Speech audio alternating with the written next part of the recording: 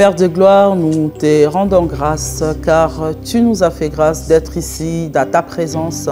Éternel Père de gloire, ce moment de prière, de partage, nous le recommandons entre tes saintes mains. Seigneur, que vraiment que aujourd'hui, que tu touches le cœur de chacun de nous et Père de gloire, afin que nous puissions trouver la solution ainsi que les réponses à nos questions et à nos problèmes. Au nom puissant de Seigneur Jésus-Christ, j'ai prié. Amen.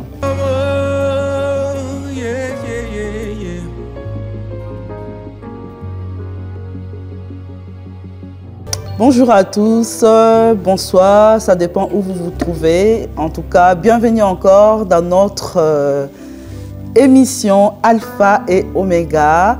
Et nous allons continuer encore aujourd'hui avec le même orateur qui est notre pasteur Serge Malou-Mouleba. Et aujourd'hui, il va encore continuer sur le même thème, sur la foi. Et je vous présente le pasteur Serge Malou-Mouleba. Et surtout sur la même chaîne télé. Et sur la même chaîne télé B1. Vous pouvez aussi nous retrouver le même programme dans nos réseaux sociaux, sur la chaîne YouTube qui s'affiche là, MMS Channel JCSV, ainsi que sur notre page Facebook, la famille Alpha et Oméga. Donc vous pouvez retrouver les rediffs de ces émissions. Je suis dans la joie de vous retrouver encore une fois aujourd'hui dans notre série d'émissions Alpha et Oméga. Et puis nous continuons avec notre série de ces thèmes que nous avons abordés la fois dernière, ce qui impressionne Dieu. Et nous avons vu qu'il n'y a rien sur la terre du point de vue matériel, du point de vue réalité terrestre, il n'y a rien qui pouvait impressionner notre Seigneur Jésus-Christ, qui lui est descendu du ciel. Lui-même, il dit, je suis le pain de Dieu descendu du ciel. Et il y a la seule chose qui a impressionné notre Seigneur Jésus-Christ, c'est la foi. On a étudié ensemble comment Jésus était étonné, comment il était impressionné, comment il était admiratif devant la foi des centeniers romains. On a vu ensemble, c'était quoi la définition de la foi? On a dit que voilà, la foi c'est le résultat de ce que la parole de Dieu produit en nous, et cela a comme conséquence que nous avons une ferme assurance, une certitude des choses qu'on espère, et cette certitude-là, c'est une confiance que nous témoignons à Dieu, et cette confiance que nous témoignons à Dieu fait que Dieu puisse rémunérer notre foi, comme il est dit qu'il rémunère tous ceux qui croient en lui, et c'est là qu'il y a la démonstration de celles qu'on ne voit pas, des choses qui étaient invisibles, qu'on espérait par rapport à la parole de Dieu, et Dieu rémunère notre foi en les rendant visibles. C'est pour ça que nous parlons de démonstration, c'est-à-dire rendre visible, démontrer ce qui était jusque-là invisible.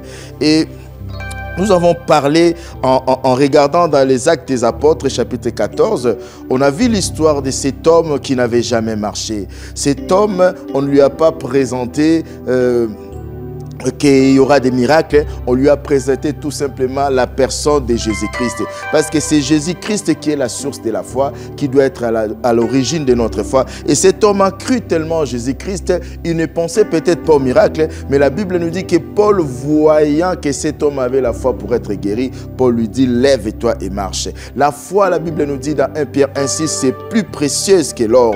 Jésus, s'il y a quelque chose sur laquelle il s'est inquiété pour son retour, il a dit, quand le Fils de l'homme reviendra, trouvera-t-il encore la foi? On a vu que même Simon, Jésus a parlé, a prêché la bonne nouvelle. Après, Jésus lui a proposé de miracles et d'avancer en plein eau. Et j'étais en train de dire la fois dernière que nous devons présenter Christ aux gens, Christ qui fait des miracles et non le miracle de Christ, parce que c'est Christ qui produit en nous la véritable foi, la foi authentique. Je dis encore que le miracle produit autre chose. Je ne dis pas que le miracle ne produit rien, non. Je dis le fait qu'au lieu qu'on présente Jésus qui produit le miracle, nous présentons le miracle, ça produit autre chose dans le cœur des gens. Mais quand le miracle est produit, cela produit aussi la foi, parce que Jésus parle d'abord avant de produire le miracle. Lui-même il disait dans la parole, si vous ne croyez pas à ce que je vous dis, croyez au moins à cause de ce que j'ai fait, parce que ce qu'il faisait, c'était la résultante des paroles qui sortaient de sa bouche bouche, qui était la parole de Dieu. Mais bien aimé, la foi, c'est impressionner, c'est bouleverser aussi. La foi, c'est quelque chose qui bouleverse aussi notre Dieu. Mais bien aimé, il y a des fois, nous croyons persévérer à prier pour quelque chose. Moi, je dirais plutôt que des fois, nous nous entêtons, expérience personnelle, hein, des fois, nous nous entêtons à prier en croyant que plus nous allons prier, plus nous allons insister, Dieu pourra faire quelque chose. Non, non, non. Quand quelque chose ne se reproduit pas, quand quelque chose n'arrive pas, c'est parce qu'il n'y a pas de foi, mes bien-aimés. Parcourez les évangiles, la vie de Jésus, vous verrez qu'à chaque fois, Jésus disait, ta foi t'a sauvé. À chaque fois, Jésus disait, ta foi t'a guéri. À chaque fois, Jésus, la foi, c'est quelque chose qui ramène au ciel, qui ramène du ciel la solution qu'on a besoin sur la terre. La foi, c'est quelque chose qui bouleverse aussi Dieu. La foi, c'est quelque chose qui bouleverse aussi le plan de Dieu, mes bien-aimés. Et ce n'est pas ton offrande que tu peux donner qui peut bouleverser le plan de Dieu. C'est surtout la foi qui bouleverse le plan de Dieu. Ça, c'est prouvé dans la Bible. Je vais nous inviter à lire dans nos Bibles, dans l'évangile de Marc, chapitre 5, verset 22 jusqu'au verset 43. Je lis la parole de Dieu, Marc 5, 22 à 43. Je lis, alors vint un des chefs de la synagogue nommé Jairus, qui l'ayant aperçu se jeta à ses pieds et lui adressa cette instance prière. Ma petite fille est à l'extrémité, viens, impose-lui les mains afin qu'elle soit sauvée et qu'elle vive. Jésus s'en alla avec lui et une grande foule le suivait et le pressait. Or, il y avait une femme atteinte d'une perte de sang depuis 12 ans. Elle avait beaucoup souffert entre les mains de plusieurs médecins. Elle avait dépensé tout ce qu'elle possédait et elle n'avait éprouvé aucun soulagement, mais était allée plutôt en empirant. Ayant entendu parler de Jésus, elle vint dans la foule par derrière et toucha son vêtement. Car elle se disait, si je puis seulement toucher ses vêtements, je serai guérie. Au même instant, la perte de sang s'arrêta et elle sentit dans son corps qu'elle était guérie de son mal. Jésus connut aussitôt en lui-même qu'une force était sortie de lui et se retourna au milieu de la foule. Il dit, « Qui a touché mes vêtements ?» Ses disciples lui dirent, « Tu vois la foule qui te presse et tu dis, qui m'a touché ?» Et il regardait autour de lui pour voir celle qui avait fait cela. La femme, effrayée et tremblante, sachant ce qui s'était passé en elle, vint se jeter à ses pieds et lui dit toute la vérité. Mais Jésus lui dit, ma fille, ta foi t'a sauvée. Va en paix et sois guérie de ton mal. Comme il parlait encore, survint de chez le chef de la synagogue des gens qui dirent, ta fille est morte, pourquoi importuner davantage le maître? Mais Jésus, sans tenir compte de ces paroles, dit au chef de la synagogue, ne crains pas, crois seulement. Et il ne permit à personne de l'accompagner, si ce n'est à Pierre, à Jacques et à Jean, frères de Jacques. Ils arrivèrent à la maison du chef de la synagogue, où Jésus vit une foule bruyante et des gens qui pleuraient et poussaient de grands cris. Il entra et leur dit, « Pourquoi faites-vous du bruit? Et pourquoi pleurez-vous? L'enfant n'est pas morte, mais elle dort. » Et il se moquait de lui. Alors, ayant fait sortir tout le monde, il prit avec lui le père et la mère de l'enfant et ceux qui l'avaient accompagné, et il entra là où était l'enfant. Il la saisit par la main et lui dit, « Talita Kumi », ce qui signifie, « Jeune fille, lève-toi ». Je te l'ai dit. Aussitôt, la jeune fille s'éleva et s'est mise à marcher, car elle avait 12 ans, et ils furent dans un grand étonnement. Jésus leur adressa de fortes recommandations pour que personne n'ait su la chose, et il dit qu'on donna à manger à la jeune fille. Bien-aimés, que Dieu vous bénisse. Voici notre longue et belle lecture. Je voulais montrer par là, à travers cette écriture, l'importance de la foi. La foi bouleverse même le plan de Dieu. C'est pour ça que j'ai dit la fois passée que tu peux tout perdre, mais ne perds pas ta foi. Il faut nourrir ta foi par la parole de Dieu. Parce que les informations que nous recevons développent en nous soit l'espoir, soit le désespoir, soit la peur, soit l'assurance, mes bien-aimés. Quelqu'un est venu chercher Jésus, un chef de la synagogue. Quelqu'un est venu, il ne croyait pas que les médecins, il y avait des médecins aussi à l'époque, mais pour lui, il ne croyait pas que le médecin pouvait sauver son enfant, sa fille de 12 ans. Il est venu, la Bible dit, il pria Jésus, il est venu parler à Jésus avec une instance prière. Que Jésus aille prier pour son enfant. Ils se sont mis en route. Jésus, sa destination était l'adresse de Jairus. Jésus n'avait pas d'autre programme que d'aller chez Jairus. C'était ça son plan, c'était ça son itinéraire. Mais en cours de route, il y a une femme. Il y a une femme qui a bouleversé le plan de Dieu. Il y a une femme qui a bouleversé le programme de Jésus-Christ à cause de sa foi. Parce que j'ai dit, la foi impressionne. L'autre signification des mots impressionner, c'est aussi bouleverser. Cette femme, mes bien-aimés, j'aimerais bien, j'ai dit tout à l'heure que la foi a comme origine Dieu. Les informations qui nourrissent notre foi, qui font développer notre foi, doivent venir de la parole de Dieu. La Bible nous dit, Jésus s'en alla avec Jairus. Il y avait une grande foule. Cette grande foule bousculait aussi Jésus de sa manière, mais il bousculait Jésus sans la foi. Et pour eux, c'était un spectacle de voir Jésus. Tout comme nous allons aussi dans les églises. Il y a des gens qui viennent dans l'église parce qu'ils aiment la louange. Ils aiment l'équipe qui adore. Il y a des gens qui viennent à l'église parce qu'ils aiment comment leur pasteur chante. Il y a des gens qui viennent à l'église, qui bousculent aussi, mais pour eux, c'est le cadre. Oh, notre église, on a construit un bon temple. Oh, il y a des clims. Oh, notre pasteur est connu mondialement. Ils viennent, mais ils bousculent Jésus pas avec la foi, mais ils bousculent Jésus charnellement, mes bien-aimés. Mais cette femme est bien-aimée. La Bible dit au verset 25, « Or, il y avait une femme atteinte d'une perte de sang pendant 12 ans. » Mes bien-aimés, demandez aux femmes, même quand c'est un cycle normal, déjà c'est embêtant. Mais pendant 12 ans, tous les jours, tu coules. Tous les jours, il y a écoulement de sang. Pendant 12 ans, tous les jours. Et à l'époque, il n'y avait pas des technologies qui auraient développé des services d'hygiène comme aujourd'hui. Je me demande quelle était la vie de cette femme. Cette femme, elle était condamnée. Cette femme, elle était condamnée doublement, mes bien-aimés. Il y a que la foi qui peut bouleverser même ce qu'il y a dans ta famille comme malédiction, comme lien. Ta foi peut les bouleverser, mon bien-aimé, ma bien-aimée. Cette femme, elle était condamnée parce que selon la loi, une femme déjà qui a ses menstruations ne peut pas aller au temple. À combien plus forte raison cette femme, il est interdit à une telle femme de s'approcher d'un rabbin comme Jésus. Donc cette femme était condamnée, les médecins ne pouvaient rien faire pour elle. Mais en même temps, là où on pouvait prier pour lui, la loi l'en empêchait, la condamner, mes bien-aimés.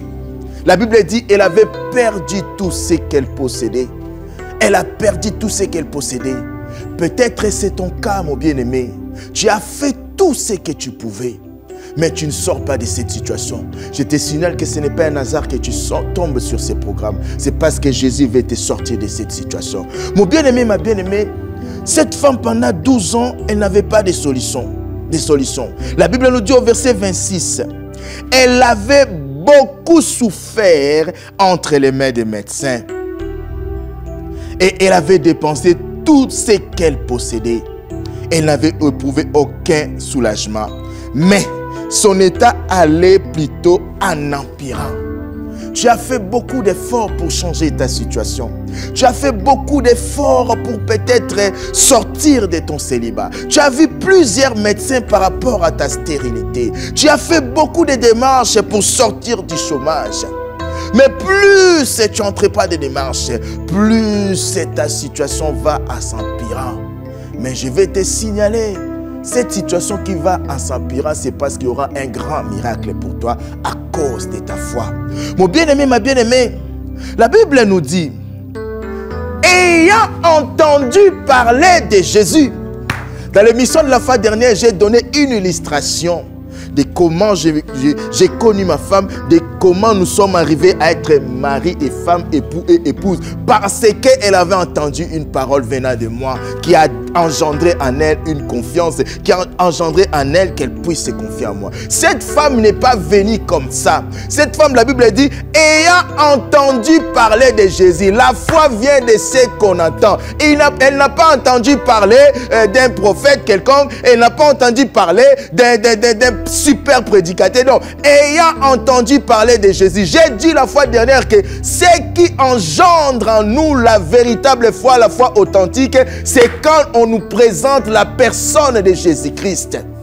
Alléluia. Cette femme, ayant entendu parler de Jésus, elle vint dans la foule. Oh mon bien-aimé, quand tu as la foi, ça bannit la peur. Cette femme, si quelqu'un l'aurait reconnue comme une femme qui habite son quartier, qui a ce problème de perte de sang, on allait la lapider à mort. Mais bien-aimé, la foi bannit la peur en nous.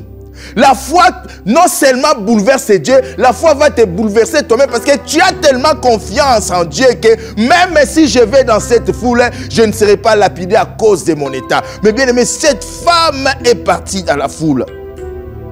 Cette femme, mes bien-aimés, elle vint dans la foule par derrière. Elle toucha les vêtements de Jésus.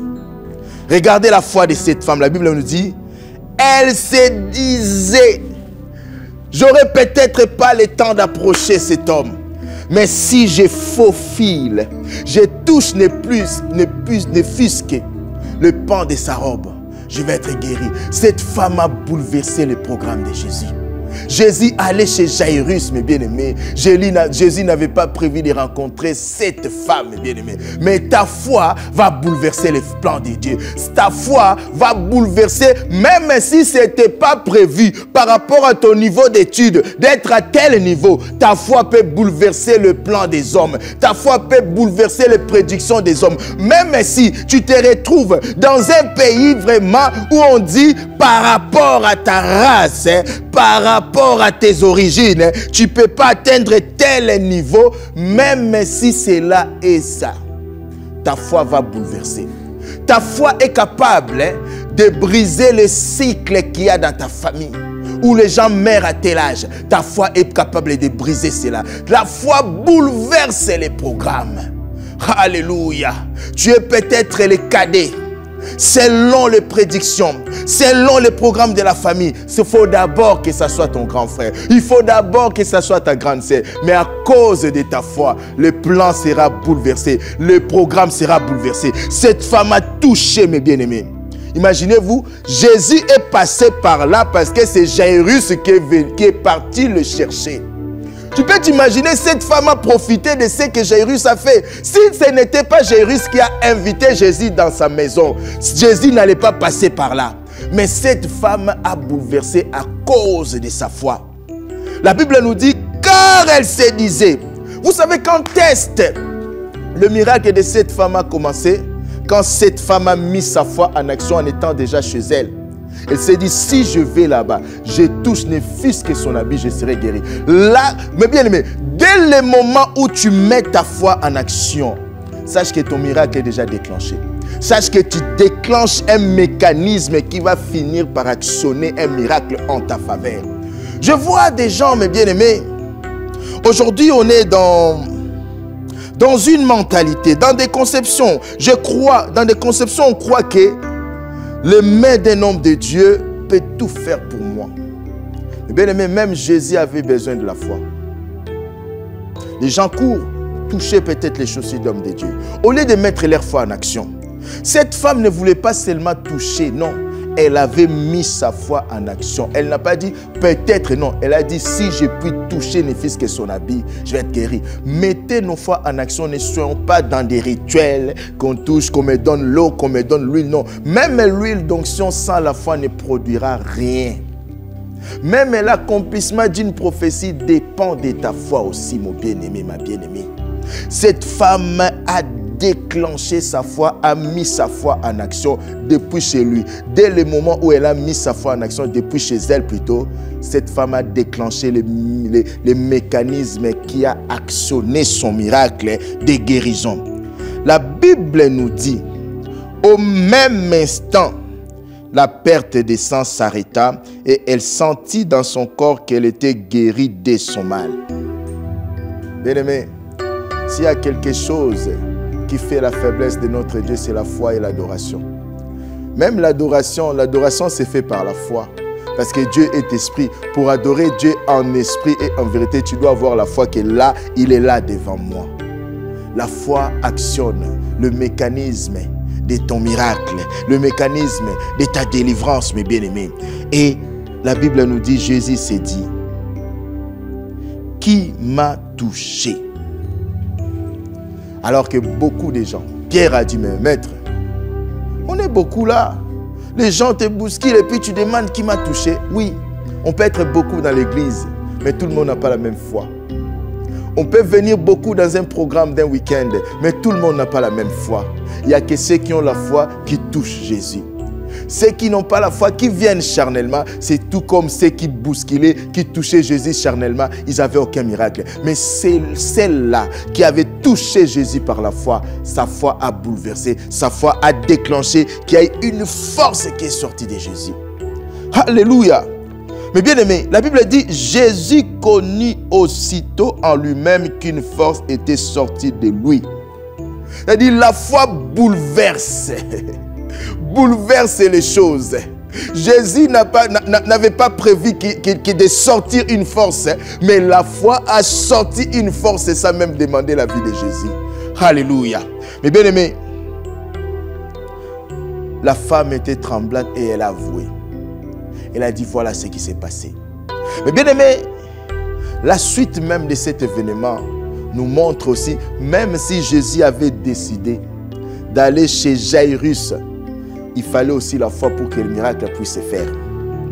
Mais bien aimé, regarde ce que Jésus a dit à Jairus. J'imagine Jairus, quand Jésus s'est arrêté pour chercher qui l'a touché, pour dire qu'une force est sortie de moi.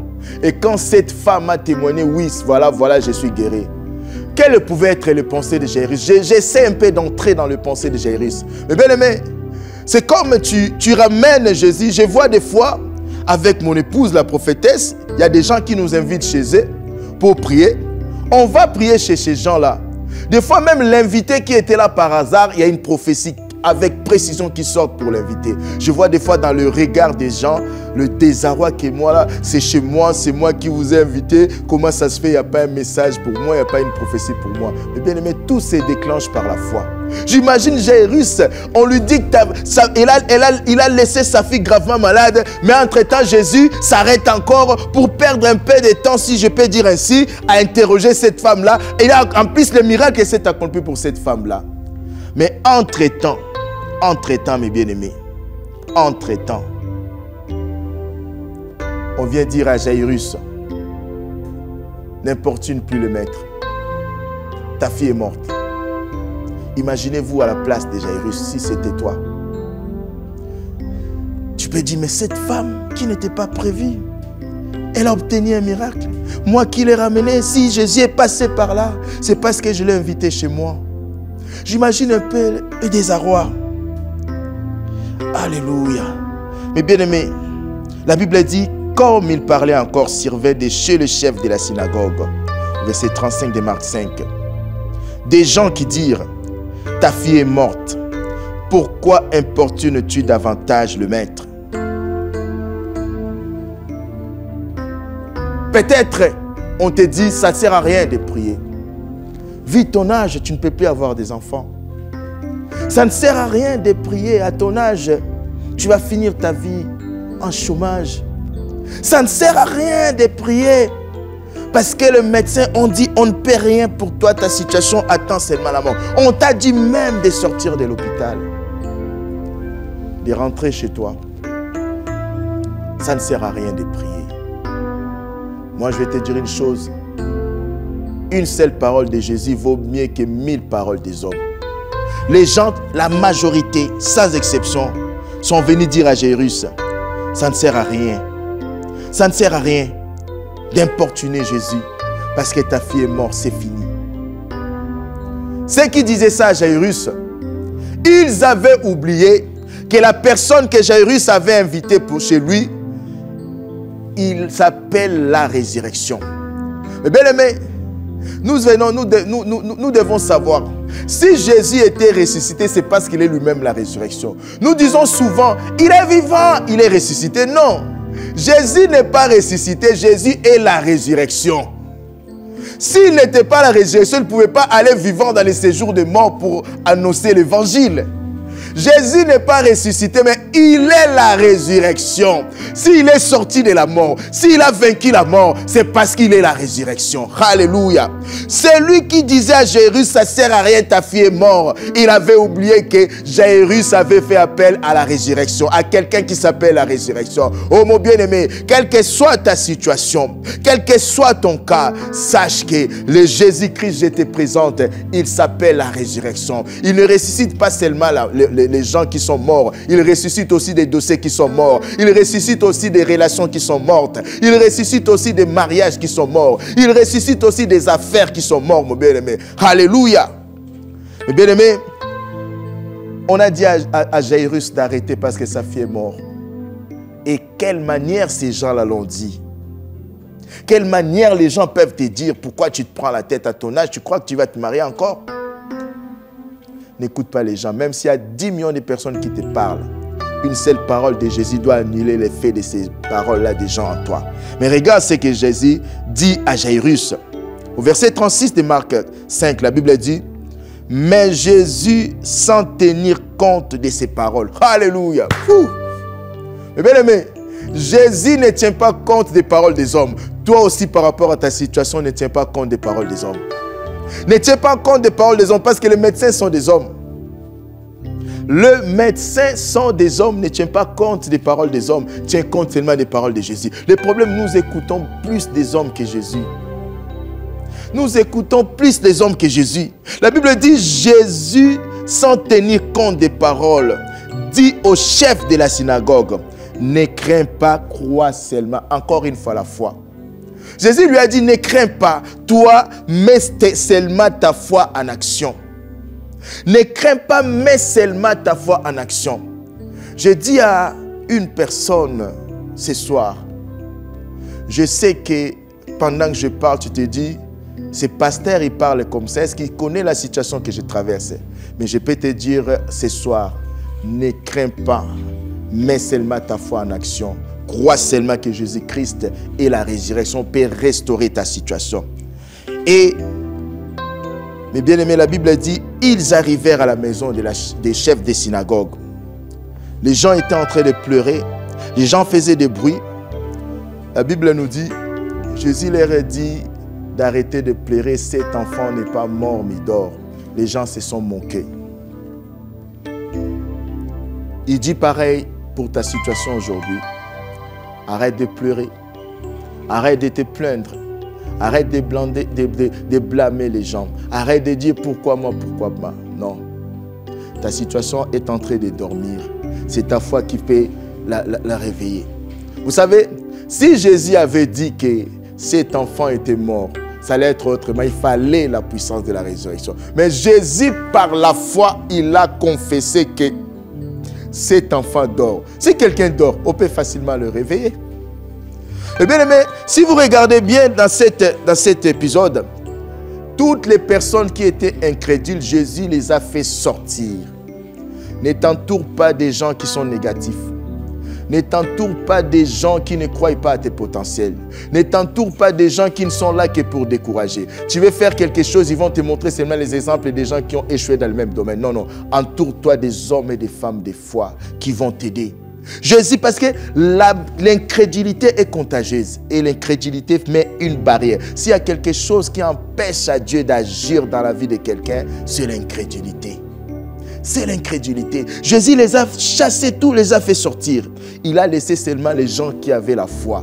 Les parents de cette fille, parce que si cet homme était parti prendre Jésus pour sauver sa vie, c'est parce qu'il avait foi. Il a laissé aussi ses disciples les plus proches, Pierre, Jean et Jacques. Il les a laissés parce qu'ils avaient la foi. Et c'est comme ça que cet enfant s'est réveillé. Ce soir, j'aimerais bien que tu mettes ta foi en action par rapport à ta situation. On te dit peut-être c'est fini. Mais le Jésus-Christ que je te présente aujourd'hui, il n'est pas ressuscité, mais il est la résurrection. C'est parce qu'il est la résurrection qu'il était capable de sortir de la mort. C'est parce qu'il est la résurrection qu'il peut restaurer ta situation, qu'il peut ressusciter ta situation. Nous allons prier ensemble. Je vais inviter la prophétesse Roselyne à nous conduire dans ce moment de la prière pour finir cette émission d'aujourd'hui, mon bien-aimé, ma bien-aimée. Pendant ce temps, mets-toi dans une position de la prière là où tu es. Actionne ta foi. Mets ta foi en action, mon bien-aimé, ma bien-aimée. Et tu verras un miracle. Tu verras un miracle. Ce soir, le miracle va se produire pour toi. C'est la foi qui déclenche le mécanisme et qui actionne le miracle. Je vais laisser la prophétesse conduire ces moments de prière. Alléluia, gloire à toi Seigneur Jésus-Christ. Merci car tu nous as parlé encore une fois, éternel Père de gloire.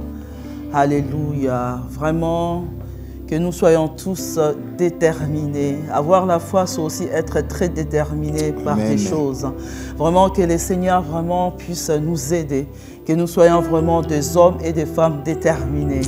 Seigneur, merci, merci car tu es merveilleux. Merci pour le bienfait que tu fais pour chacun de nous. Merci ce que tu as déversé sur chacun de nous, Éternel, pour la journée d'aujourd'hui.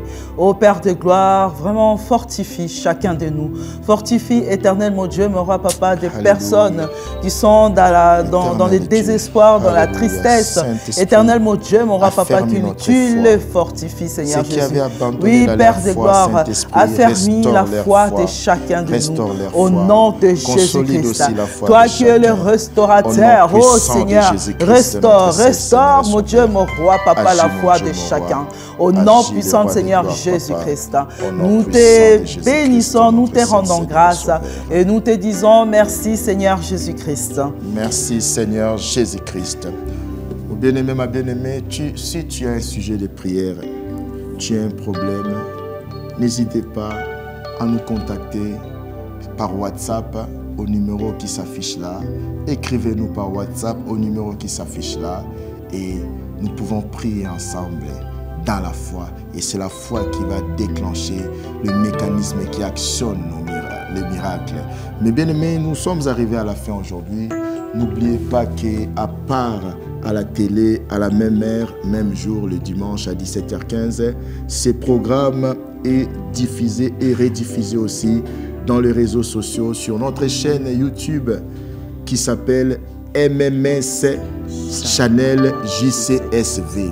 MMS Channel JCSV ou sur Facebook aussi, sur notre page Facebook qui s'appelle Famille Alpha et Oméga. Famille Alpha et Oméga sur Facebook. Que Dieu vous bénisse, soyez bénis, soyez visités par Dieu et n'oubliez pas de continuer à prier pour nous, pour ces programmes Alpha et Oméga. Et nous vous disons à dimanche prochain, à la même heure et sur la même chaîne B1. On ne change pas l'équipe qui gagne. Amen. Au revoir à tous. Au revoir. Et je vais célébrer son nom. Je vais célébrer le nom de Jésus. Grâce à lui, je suis victorieux. Et j'ai fait de mes ennemis mon marchepied. Grâce à l'Esprit de Dieu en moi,